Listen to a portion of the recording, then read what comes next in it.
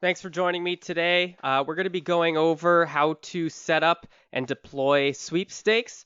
It's going to be a quick one, very easy to do. So from your business portal here, you're going to click on the sweepstakes button, and you'll see we haven't created any sweepstakes yet, so you'll go ahead and click add sweepstake.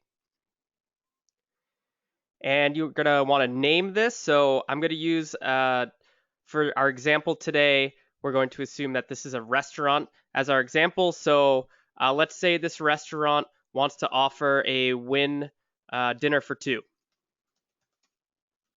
So we're going to name it that. Now, this redirect URL is basically if you want the after the form has been submitted to be kicked over to another website. So if you want this to go back to your website, for example, you can put that here. For my example today, I'll put in just google.com. Otherwise, if you leave this blank, it'll just stay on that sweepstake form. This next one is a cover photo that you can upload. So just make sure that it's about 1,000 pixels wide. That's the recommended width. And we'll see what that looks like on our example when we finish it and take a look at it. So I'm just going to go ahead and upload my banner here. Upload your logo here. So I've uploaded my banner, my logo. And this is for if you decide to share this on Facebook, whether you want the logo to be the photo that displays or the cover photo that we uploaded here to display on Facebook when you share the link. And then here in the description, you can type in whatever it is that you want to describe your sweepstake. So I'll just say, enter to win a dinner for two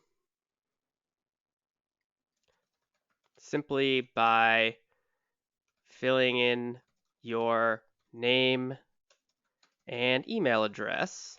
And of course, you can customize that however you like. And the last piece you're going to want to do here is collect or show what pieces of data that you want the customer to fill in. So this first column here are the pieces of data that you make optional for the customer to fill in.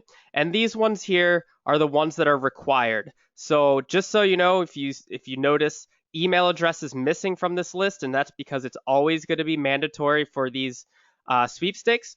But let's say, like I mentioned in this description here, you just want them to fill out their name. So I'll uncheck for our example today, last name, phone number, and date of birth. I'll leave the first name required checkbox checked off and hit save. And now we'll get to see what this sweepstake form looks like. So you'll see after we hit save, we're kicked back here, and this is where your sweepstake lives. So if you ever need to edit it or delete it, you can do so here. If you click edit, it's simply going to take you back to the screen that we just filled out. If we hit delete, of course, it's just going to remove that sweepstake altogether. So let's take a look at what the sweepstake looks like here. We have two URLs, the public URL and a Facebook URL. They both go to the same thing. So you'll see I'll click on them both. I just clicked on the public one and the Facebook one, and you'll see that they actually display the same way. The difference between them is that this Facebook one, you'll notice, has a secure connection here, HTTPS, which means it's secure. So that's something that Facebook, if you wanted to, for example, create a custom tab on your Facebook page, they require that you have this link here to use instead of the public one. Otherwise, they basically function the same way. And so what's great about it is you see we have these URLs automatically generated. And so you can really share this form wherever you want. You can share it on Facebook, Twitter. You can email it to your customer base. You can link to it from your website. If you want to have a link to sweepstakes on your website, you can have it go here. And so this is everything that we filled out a moment ago. So you'll see here, this is the cover photo that we were talking about with that max width of 1,000 pixels. We have the profile or logo image here.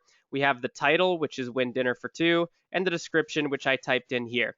Now you'll see on the right side, these are all the pieces of the form that we had checked off. So you'll see email address was one of the boxes that we didn't have to check off because, again, that's always going to be required. So they're going to have to fill in their email address here. So I'll just put an example one here. First name, you'll see the asterisk next to it. That's because if you recall, we checked off the first name required box. So I will fill in my first name, for example, here.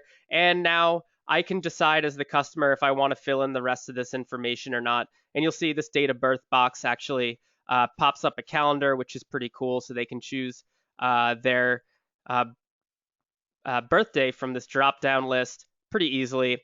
And then they'll just hit enter sweepstakes. And you'll see what happens is that we get kicked over to Google because if you recall, we put in Google as our redirect URL.